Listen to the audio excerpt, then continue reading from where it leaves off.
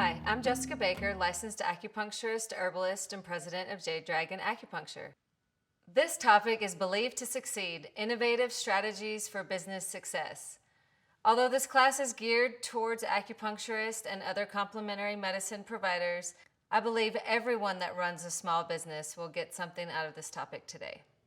We'll begin class talking about the introduction of running a business in general, and then we'll cover self-sabotage, building a team, networking, marketing, self-care and boundaries, knowing yourself, aligning your vision, and then how to achieve perpetual success.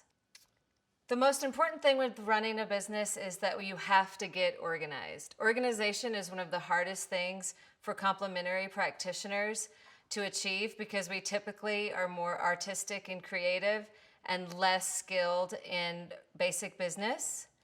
A part of this is really getting clarity. So once you gain clarity, you'll have a better idea of how to achieve your goals. Another important aspect is really understanding yourself, knowing your strengths and your weaknesses, and not being afraid to ask for help, and utilize the people in your team to do the jobs that you either aren't good at or you don't want to do. And defining your goals. Another huge part of business is understanding what your goals actually are. A lot of people say they're going into business because they need to make money, but money actually isn't a goal, that's an end. So we really have to know, what are our goals? Do we want to open a community clinic? Do we want to have a medical spa and have high dollar clients? You really want to know what your goals are and then set them up in small, definable increments so you don't get overwhelmed. Strategic planning, again, not something that us holistic practitioners really are good at, is strategic planning, because when we see the word strategy, we either think war or something that's really outside of the realm of healing. But without strategy, you're not going to have a good goal for your business, and you're not going to have a good strategy for your clients as well. Understanding trends. With any business, understanding the next trend is the key to perpetual success. If you don't know the trends in your area or in your market, then you're going to diffuse all of your energy instead of focusing on what trend is going to make your business most successful. Your mission statement. We'll talk a little bit about the mission statement later, but writing a mission statement is incredibly important in defining your goals and also knowing what you want to achieve for yourself, for your clients, and for your community. Your vision. This is the part that everyone likes. We all like to visualize what we want to see our business achieve, but we have to have a realistic vision that's rooted in goals and strategic planning. And then finally, success. Success is defined in very different ways. For some people, success is just opening the business and getting out there and helping your community. For others, success is based on monetary gain. So later we'll really discuss the difference of success and money, because in my opinion, those two things are completely different. So a courageous act. Whenever you see a successful business, someone once made a courageous decision. One of the hardest things for us as practitioners is to really get ourselves out there and even admit that we want to be successful, because we do equate money with success. And in a healing profession, a lot of times we actually have shame when we make money off helping people. So anyone out there that has actually started a business, it is a very courageous act. So the art of sabotage. This is the subject that no one likes to speak about because people don't want to admit that we actually sabotage ourselves on a daily basis. So questions to ask yourself are, do you have a tendency to sabotage your business or your relationships? Any relationship that you have outside of your business is going to be a reflection of how your relationships inside your business are going to run. So if you have sabotaged every relationship you've been in, whether that be a lover, a friendship, or family, you need to know that that same pattern is going to be reflected in your business model. So the important thing is to reprogram your thoughts and behaviors. If you come into a relationship in a state of fear, then that fear is going to be perpetuated throughout your entire career. So it's really important to admit what your weaknesses are in relationships so you don't repeat that pattern once you start your business. And focus on your positive attributes and recognize your damaging ones. I don't like to call them negative attributes, but we all know that there are things that we do to sabotage ourselves, whether that's in the morning before you go to work, you know you need a nice healthy breakfast, but instead you're going to be on Facebook or be on the computer instead of setting time for yourself to meditate and eat a good breakfast, then that's going to be reflected in your daily work, and it's definitely going to be reflected in your work with clients. So again, focus on your positive attributes. If you know that you're a morning person, get up early, eat a good breakfast, and then see all your clients in the morning so you know by afternoon you're going to be done and you can be burnt out, you can get on Facebook, you can do any of the things that you may have wanted to do in the morning, but you should wait till afternoon. And find time to nurture yourself. Going back to the healthy breakfast and the meditation in the morning. If you know that you have a heavy load of clients to see in the middle of the day, nurture yourself in the morning so you have more sustained energy to be present for your clients. You're not only doing yourself a disservice, but you're also doing a disservice to the people who come to you for help. And always honor yourself and your process. Every day is a new day. You're not always going to be perfect. You're not always going to make the right decision in the morning to perpetuate your day in a correct manner, but honor yourself. Instead of beating yourself up for getting on Facebook in the morning, honor your limitations, and then the next day just try to do better. And also with your process, honor your process. Not everyone starts a business the same way. Not everyone is encouraged in the same way. So really understand how you work and then try to modify your goals and your vision and your mission to work within the boundaries that you know you're comfortable with. Building a competent team. This one's also really hard for people because they think they should be able to do everything by themselves, but that's just not a reality. And it also scatters your energy when you could be focused on your positive attributes and your own skill level. Some members of your team should be your family, including your partner and your children. Without family support, especially the nuclear family that you live with, running a business is going to be a lot harder because you're going to come home from a hard day, and if you can't vent to your partner, then you're going to have all this pent-up energy, and that's just going to be reflected in your work the next day. Your friends and your acquaintances. Really only have friends that are going to support you in your endeavors. Not to say that they have to agree with everything you do because you want your friends to challenge you, but you also want to be friends with people who aren't going to constantly tell you you're doing something wrong, you should do it this way, you should do it that way, or why are you even trying, you're not going to succeed. So really your friends are a huge part of your team. They need to be there encouraging you, coming to see you as a practitioner so they could give you some constructive criticism. It's really important that you do build this great friends and family team around you because you're going to need that extra support. Now for the business team that you need to have, if you are not a graphic designer or someone who knows how to develop a great website, get a web designer. Get someone that can do your search engine optimization. Get someone that can really bring your vision into the digital world so people will look you up and actually want to come to you.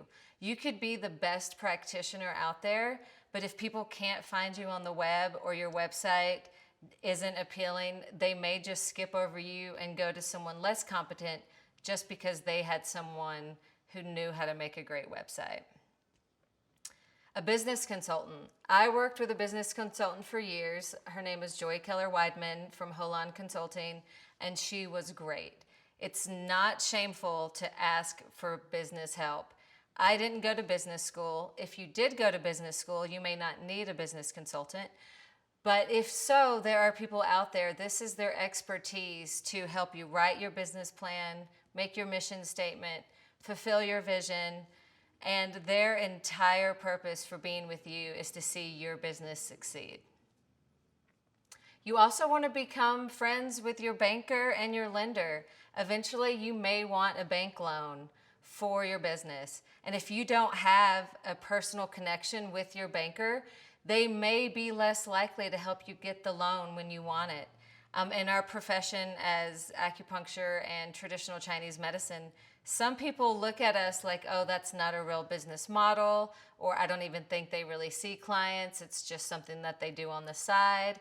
So the more you actually walk into the bank and not just do direct deposits or go put your deposits through the ATM, you're going to create a relationship with your banker and with your lender. And not only will they help you in time when it's time to get a loan, they're actually going to become your clients as well, because the more you go in, the more they're going to ask about the services that you provide. Your accountant and your bookkeeper. Accountants are really intimidating to a lot of people because they say, well, I don't really make enough money to need an accountant or need a bookkeeper. But the bookkeeper is a really great way to actually see where your money is being spent. If you don't have QuickBooks or you don't know how to run QuickBooks, the bookkeeper is going to be one of your best assets, because they're going to notice where you may be spending money that's not necessary, and they can actually give you a better idea of what your profit and loss statement is and really where your business is on a quarterly level. Some of us don't care about monetary, where our business is on the quarterly level, but it's really important for long-term longevity of your business to know how you're spending money and where you can save money. The next person in your team is an attorney. And attorneys are someone that most people don't want to talk to, but I found it extremely helpful to have an attorney to ask legal questions with, business questions, or really they can give you advice on all sorts of business dealings. You can have an attorney on retainer, or you can just pay them by the hour if you need to use their services for a short period of time. Also, a realtor is a great person to have on your team. A realtor can really help you not only find the right location for your business, but also be able to tell you when something new may be coming up that they know that you're going to be interested in. Your insurance agent. As practitioners, we have malpractice insurance, and we also have insurance on our actual location. I find that insurance agents are great not only for a source of information, but they also end up becoming your clients in the end. And other professionals in your field. The other people in your field are going to be your best asset for your team. A lot of people think of the other practitioners as competition, but what I see them as is a constant resource.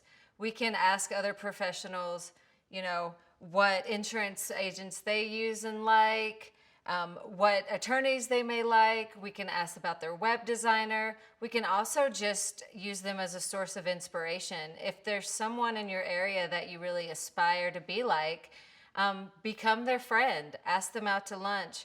We don't have to be in competition with each other for everyone in our field to succeed. So I really encourage you to build a very competent team.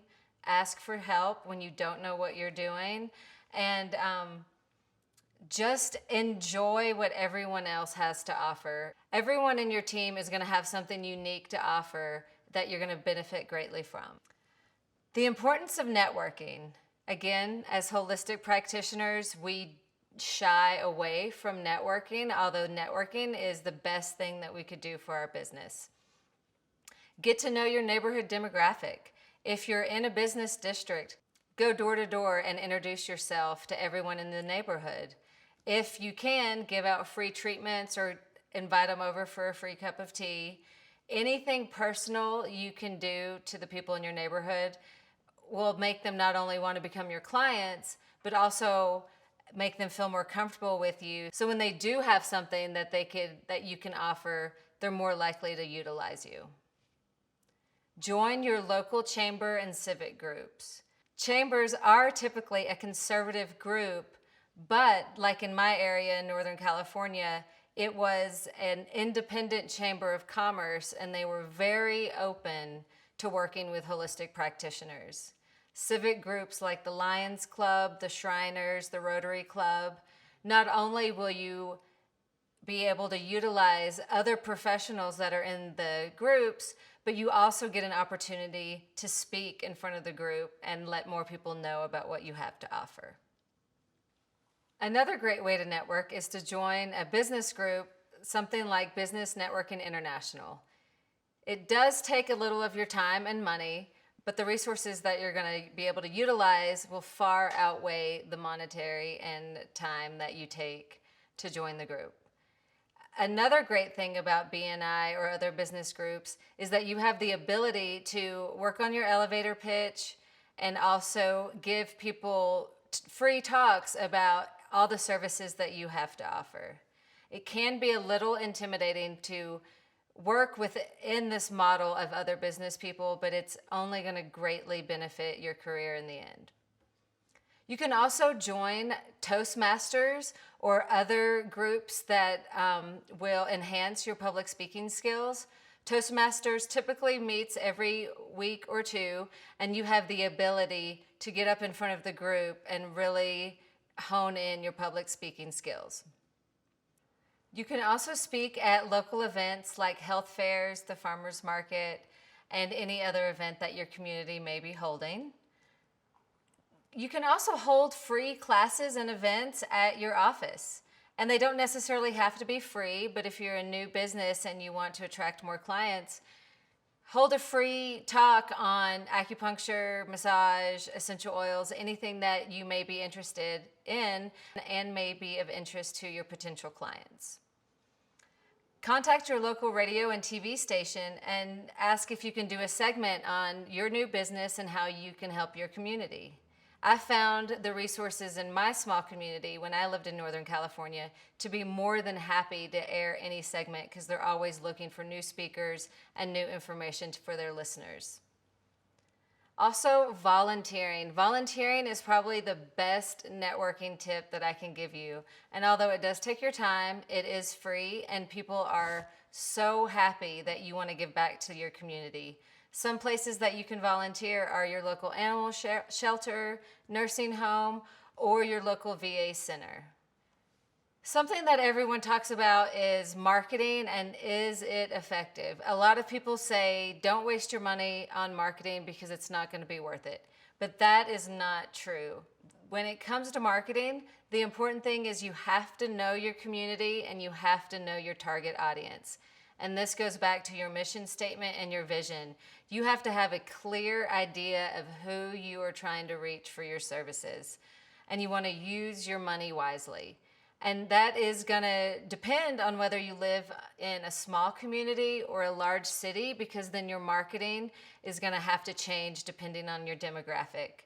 For me, when I lived in a small community, ads on the small local radio stations were great. There weren't that many advertisers, and so you got a lot of playtime.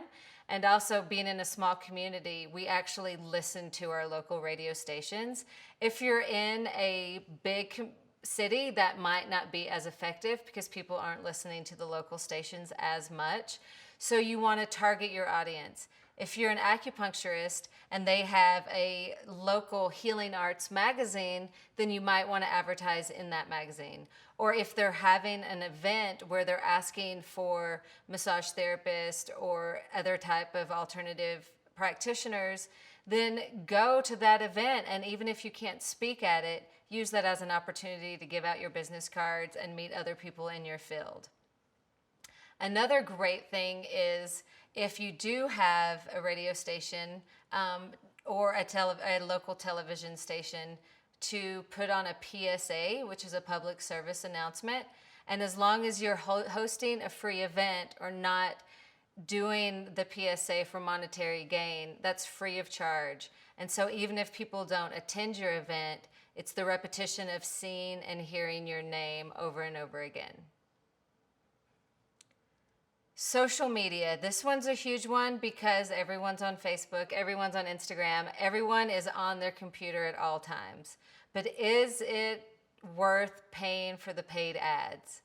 In my opinion, the paid ads don't work as well as just getting out there and giving people free information and allowing them to get to know you personally. You don't have to put super personal information on there, but you just want to give little insights about what you do and a little bit about your personality. Because as an acupuncturist, I've noticed that people were intimidated by the acupuncture and by me until they actually got to know me. So within my business groups, talking on the radio, being on TV, it really allowed people to get to know me, and then they were more likely to come utilize my service. So as we know, success depends on longevity. So for us, the most important thing that we're going to do for ourselves is have our ritual of self-care. We need to, even if it's not daily because no one's perfect, but we need to meditate. We need to have some sort of meditative exercise like Qigong, Tai Chi, or yoga in our life. Proper nutrition and hydration, especially while we're at work, is essential. We are going to burn out if we are not eating healthily, hydrating well, or having our ritual of self-care.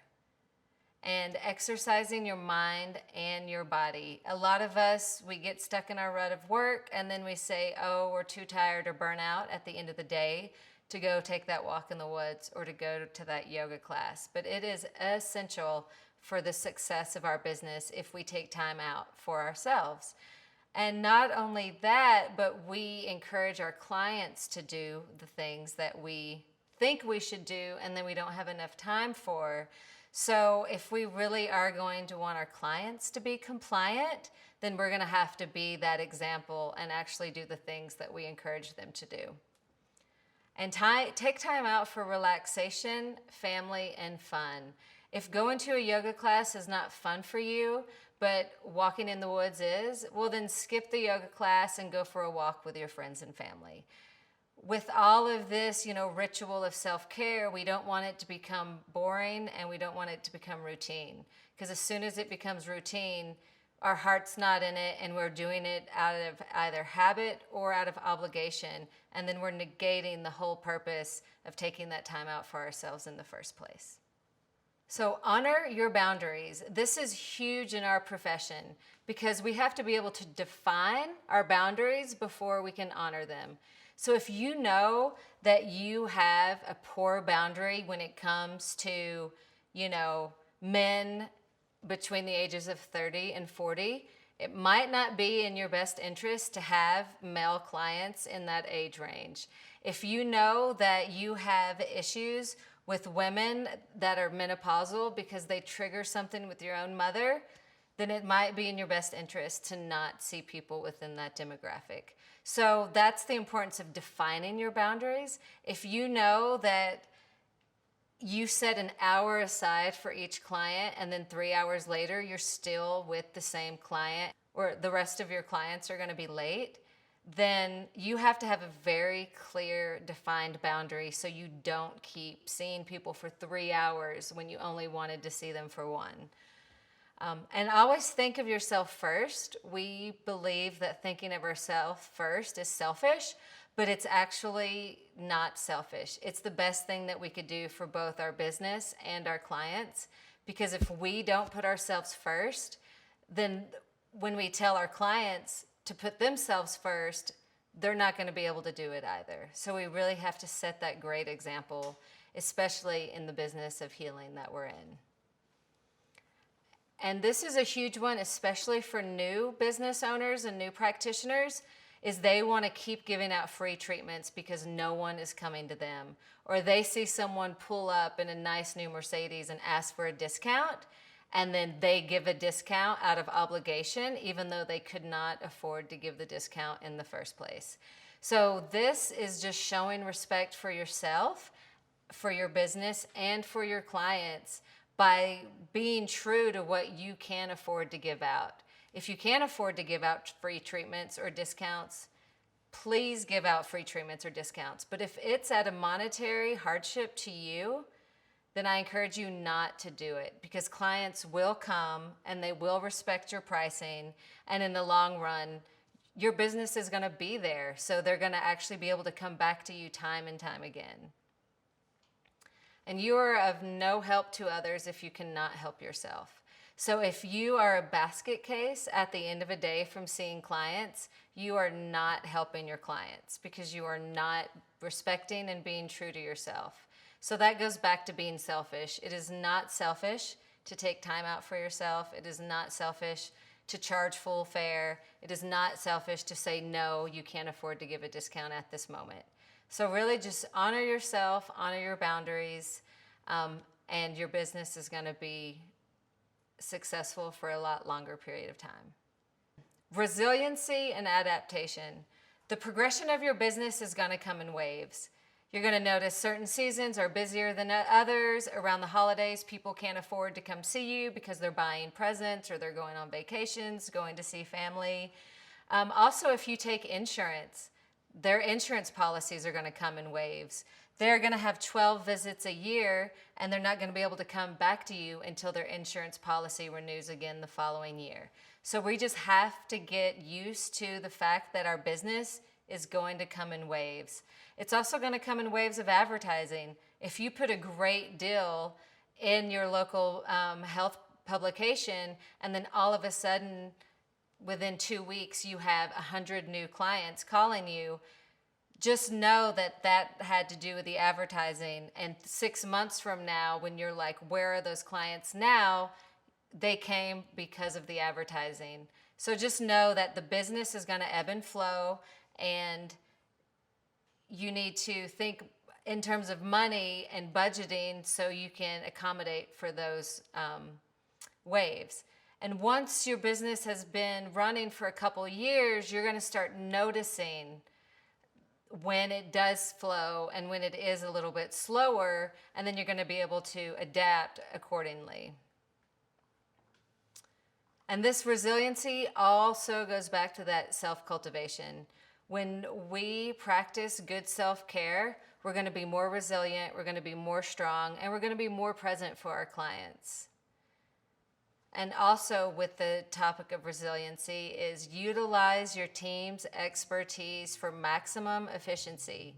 You can run around and do all of these things yourself, and you're just going to get worn out and tired in the end. So utilize your team's expertise for maximum efficiency.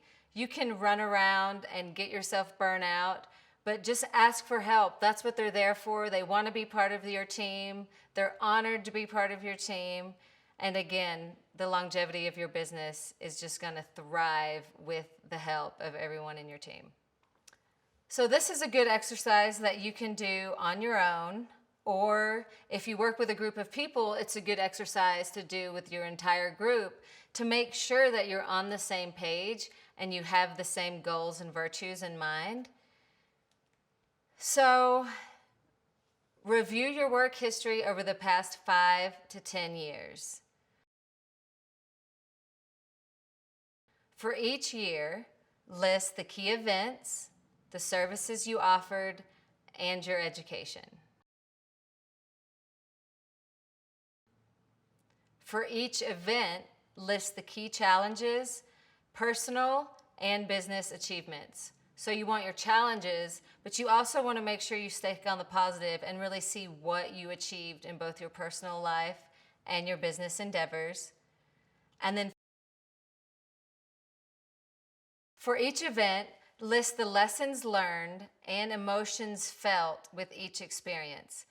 This will give you a better idea of if the lesson you learned was a positive one and energized you or invigorated your business or your personal life, or if you learned a lesson and it actually depleted your energy, made you feel a little bit less about yourself, and just in general did not benefits you in a manner that's something that you need to repeat. Rate the level of personal satisfaction obtained from each experience on a scale from 1 to 5. What patterns or themes do you see emerging within your own life and within your business life? Do the same for your relationship, financial, and medical or spiritual history. From these charts, you'll begin to recognize your talents in both your personal and your business lives. What unique qualities, skills, and characteristics do you bring to your business and your community? What core expertise will initiate and maintain your business? It's very important to focus on your strengths and utilize your team for your shortcomings. Aligning your vision. Your mission statement should reflect the central purpose of your business practice. Is your mission statement in alignment with your values and your vision? What does your business want to accomplish? What are your key goals? What are the obstacles you face in order to accomplish your mission statement? What are the pressing issues facing the success of your business? This could be your own finances. This could be the demographic of where your business is located. This could be your own financial limitations. This could be the location of your business and the demographic. Or this could just be the economy in general, and everyone is just kind of scaling back and not utilizing alternative or complementary sources at this time. Another thing that people have an issue with is follow through. Follow through is the most important thing you can do in any relationship you have, but especially in your business. With each challenge, what are the necessary actions and decisions you will commit to make your business successful? Now, this is a hard question because we have an entire list of things that we want to do or we should do for our business. But the important thing to focus on are what are the actions and decisions that you will actually commit to making. So the commitment means that you are willing and able to fulfill, not just you have this intention and you want to fulfill it. Two totally different things. And are these actions and decisions in alignment with your values and your vision? You could have a great mission statement, but if they're not in line with your values or with your vision, the mission statement is not going to come to fruition. And if it does, you're not going to feel very good about it in the end if it's not in line with your own value system. So how do these decisions and actions make you feel about yourself and about your future business? If your mission statement is all about money and that doesn't make you feel good, then the mission statement will not be fulfilled. If the mission statement is in alignment with your values, then the mission statement is going to be successful and your business is going to be successful. Manifesting your vision. As healing practitioners, we all love the word manifestation, but manifestation has to be rooted in reality and rooted in goals, especially if we're talking about business. So it's very important to meditate on what your vision for the future of your career and business is. This meditation should be clear, concise, and rooted in what you have the ability to achieve. In what areas do you want to see your practice grow in the next 3 to 5 years? Do you want to see more clients? Do you want to see less clients and have more time to teach? Be clear about what your vision of the future is.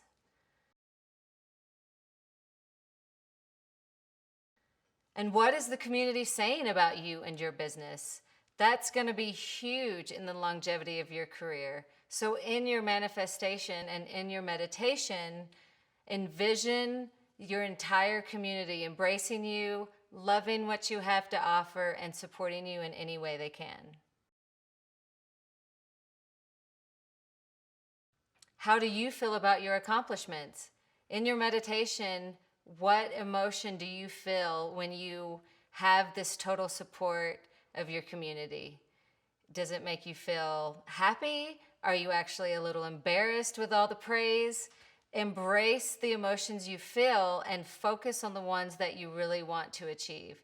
If having money makes you feel shameful, then focus on just have their outpouring of love for you and not the outpouring of their money. Manifest your goals into reality and dream big. Although I say your manifestation should be rooted in reality, dream big. We are capable of achieving so much more than what we truly believe. But if you want to have a franchise of 10 successful practices and you don't have the money to achieve that, or you don't have the ability to get grants or loans to help you achieve that, then maybe your initial manifestation should just be on your first practice and making that successful. And then once that is achieved, you can broaden your vision and see yourself with 10 different practices and multiple employees under your wing. Success occurs when you care for yourself as much as you care for your clients. Success occurs when you feel happy and fulfilled with the work you're offering. So as you noticed, I did not say success occurs when you have tons of money in your bank, or success occurs when your clients stroke your ego, or success occurs when all of our dreams have come true. We have this skewed idea of success in North America, so I really just want you to walk away with this class knowing that success is when you feel happy and fulfilled, when you care for yourself, and when you have a clear vision of what it is you want to achieve for you, your business, and your community. Some helpful resources are successful business owners and practitioners in your family and in your community. I found my local SBDC, Small Business Development Center, to be so helpful. They offer classes, services, and they might even pay for a little of your advertising to local businesses if you complete some of their programs. Find a local business consultant. In your notes, I've given you the website for Hold On Consulting, the business that I use that really helped me out a lot. You can take basic business courses offered at community colleges or through an adult education program. And the most important resource that you have is your own inner guidance and intuition. You know what's going to work best for you, especially after doing that short exercise. Your own guidance and your own intuition is going to be your best resource.